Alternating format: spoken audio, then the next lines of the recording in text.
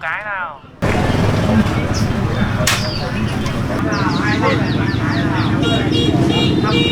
Xem đâu như thế nào thì trồng cho lại dạng không biết thành cây.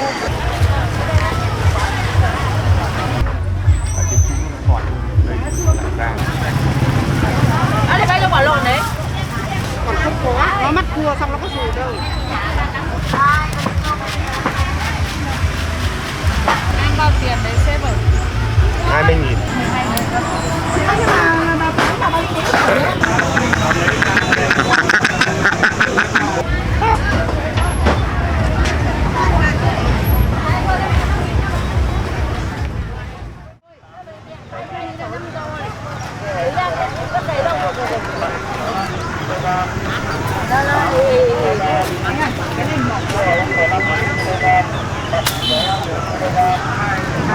Đâu hết cả chồng. 8 nghìn 1 kg. Dưa hấu 15 nghìn 1 kg. Bạc hà 12 nghìn 1 kg. 8 nghìn 1 kg. Bán gì đấy cá? Cá bán cho mời bà đấy. Đây, chân vào đấy.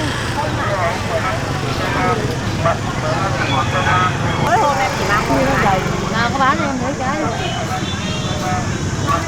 Ăn đi. À thế anh nào? Đúng là quen thế nhỉ? Trước đầu có bán không? Dạ, trước đầu có bán. Anh chủ nhật.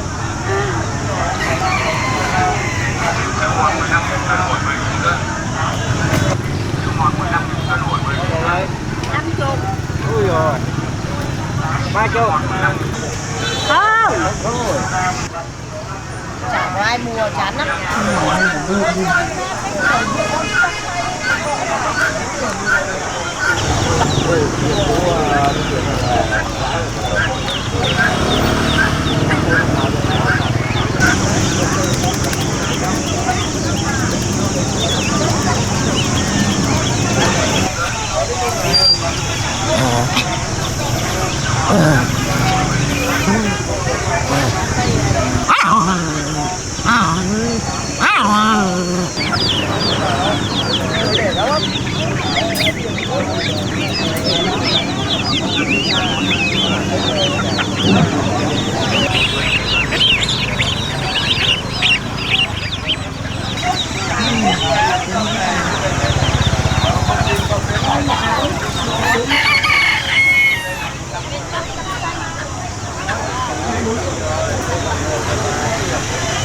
Không biết con là phải con lên nữ là phải con thơ con đấy.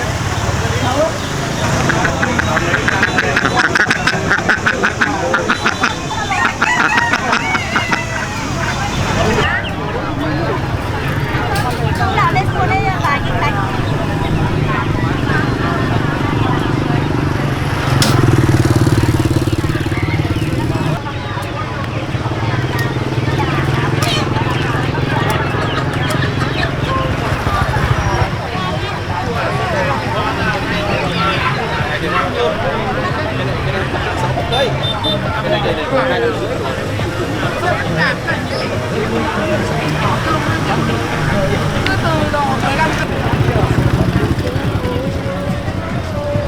Xả hết hàng của nó nào các anh các chị ơi, xả hết hàng của nó nào, 25.000 một cái nào, 100.000 một cái nào, chị em chị lớn nào, bán em chị lớn nào, bán rẻ rẻ hơn, mua nào, em rồi 200.000 một cái.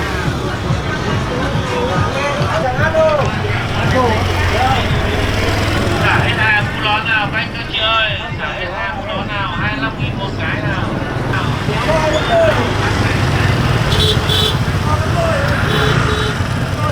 Trò này không bao giờ trò nói dài đâu. Cái này bao giờ nó có à? Cái đại lộc phát tài, cái này nửa tháng nữa đâu à? Nửa tháng nữa cắt cụt này cái đủ ra. Cháu cắt lâm ươm kỳ giống như nó đắt tiền. Đây chú ạ. Lá kẻ biên phát tài. Là phi điệp mà đây là tất cả đây đều là phi điệp. Phi điệp có nhiều mặt bông. Người lớn nào bán lẻ rẻ hơn, bán mua nào các anh chị ơi, 200.000 một cái. Cái này là căng cho người phải chậm. Bông nó đẹp này. 100.000 một cái nào, chị em người lớn nào bán lẻ rẻ Chơi bán được. Không có cả bác ạ. Xả hết hàng. 100.000 một cái nào, 100.000 4 cái nào, chị em người lớn nào, bán lẻ rẻ hơn, bán mua nào, đây, 200.000 một cái. Bán lẻ rẻ hơn, bán mua nào, đây, 200.000 một cái.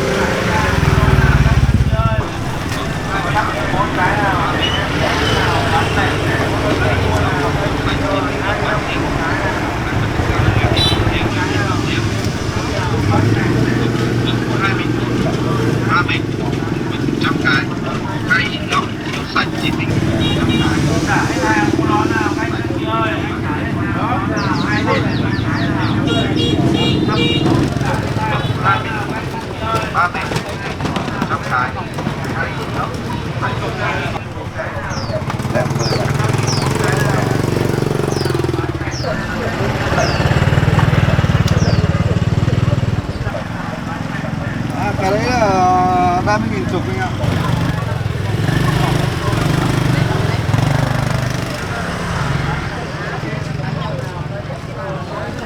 Lên 3 tháng rưỡi rồi. Làm to. Cái mía đây. Là gì? 700 ạ. Anh xem đâu như thế nào thì đến cây khác là tự là rồi.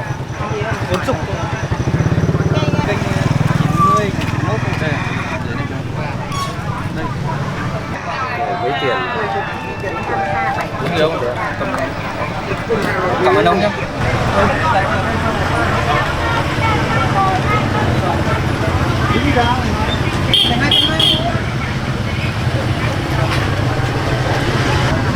Trăm tám này bán rồi đấy. Ngàn năm ta vẫn chờ.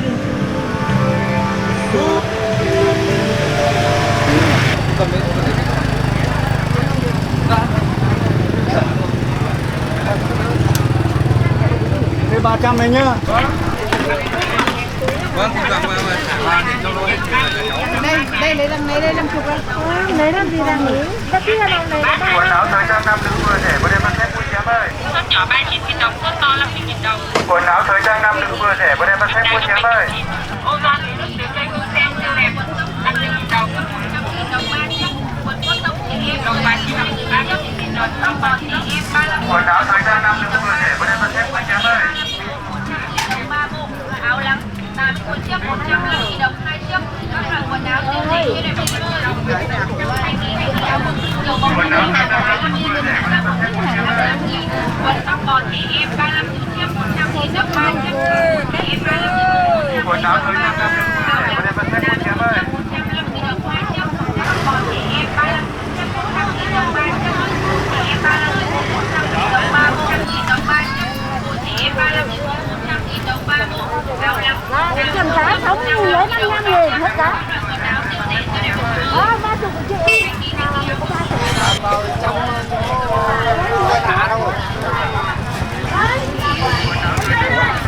Lên mát mà nó vắng. Không nhiều đồng.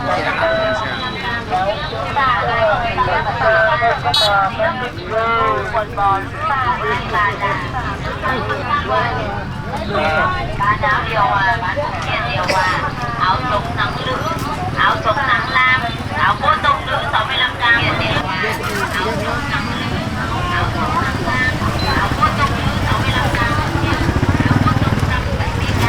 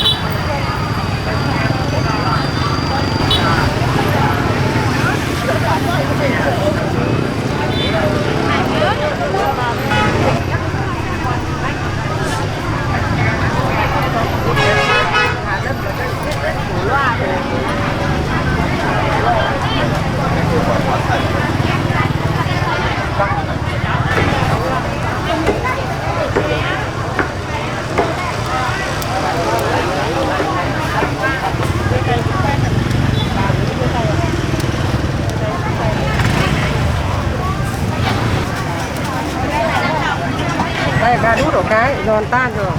Cái đĩa từ từ nữa để nó rồi để đây bà này bà ơi cầm cái rồi cái gì đó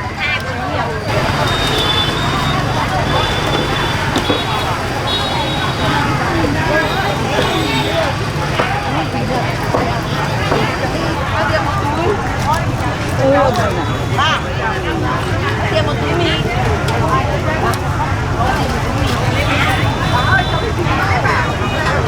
Ôi 26 mươi này. Chiều bán để phủ anh nhé. Bây giờ là làm để ngăn mát. Rồi. Trước này các bạn. Mấy cái nốt kia là nhà hàng vào ra và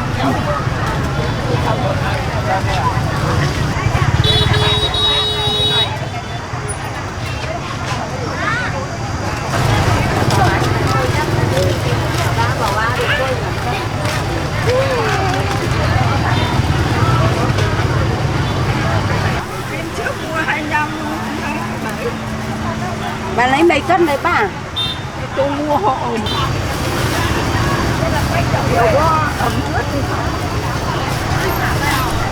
Đấy rồi vừa mua đúng 1 cân.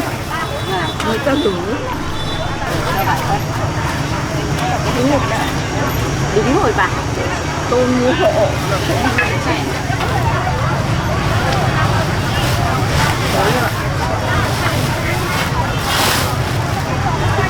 Mặt cái nói ra.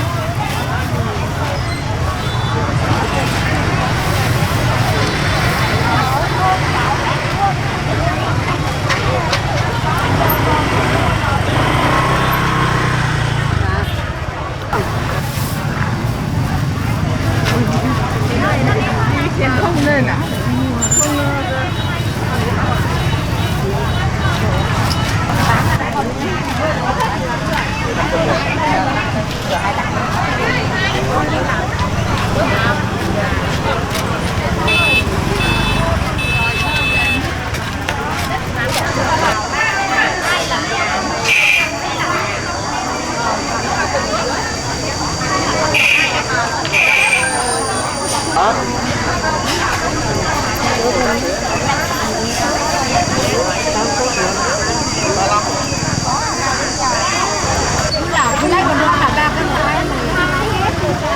nó hết đỏ.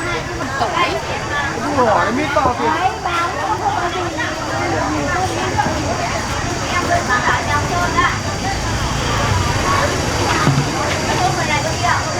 Nó phải đỡ nó sẽ ăn đi. Mua hôm nọ là cái ý nó còn được rẻ chứ là mua nó xấu hơn. Lấy một cái lá mặn ấy đi.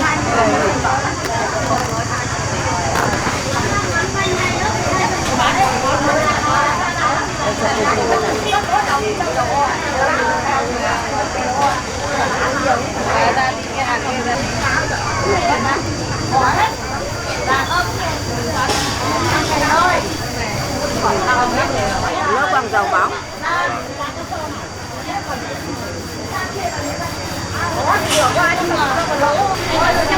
Nóng quá mà trồng nông rồi nó không để nó ra trồng cho này không biết thành cây đưa cái tông thôn đương mà nóng quá là nó mỏng nó meo hết hả?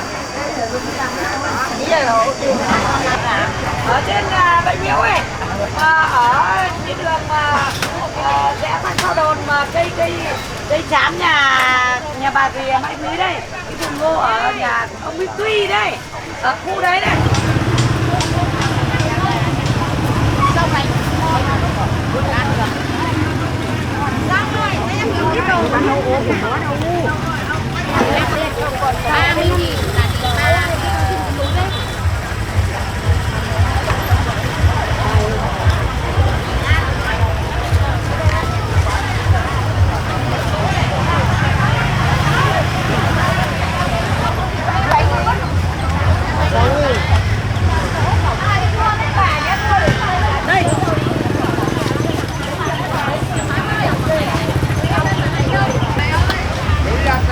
Ông ơi, vải chả bán được gì.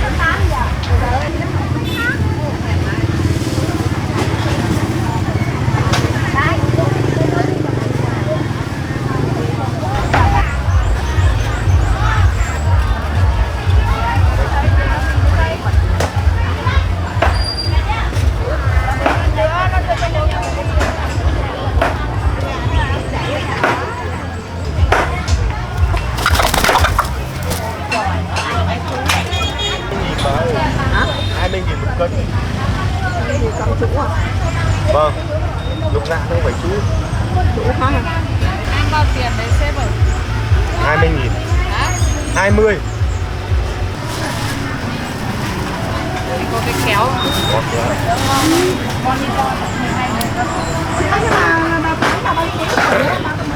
Ngọt lắm. Cũng ngọt hơn. Ở trên chú nó ngọt hơn. Đây là rang.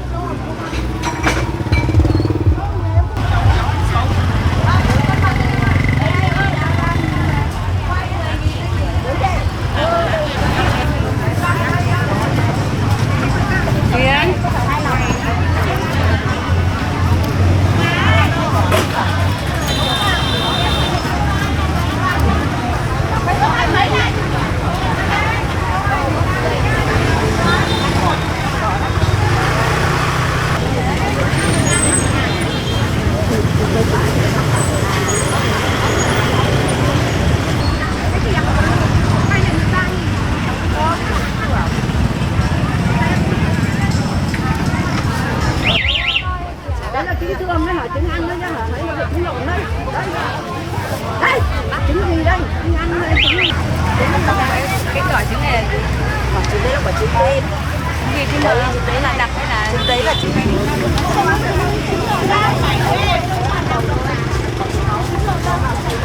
Lộn mấy em ơi?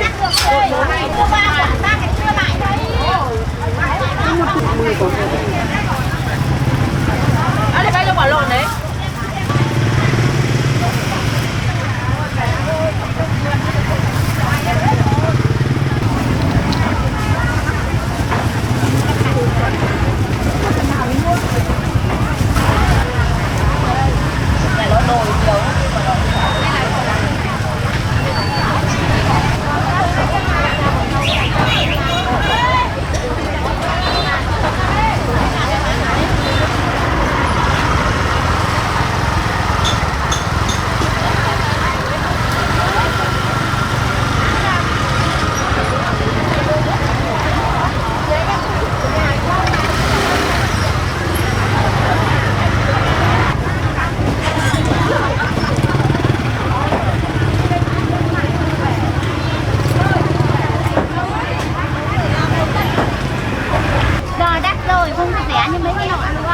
Em ơi, lốt ngày hôm nay nữa thì còn không có, nó mắt cua xong nó có gì đâu.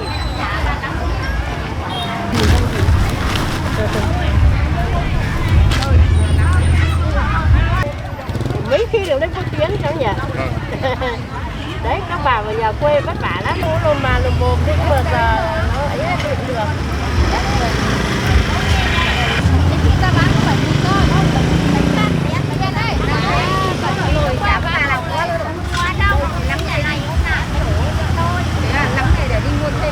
Ăn cái này tốt lắm là gì?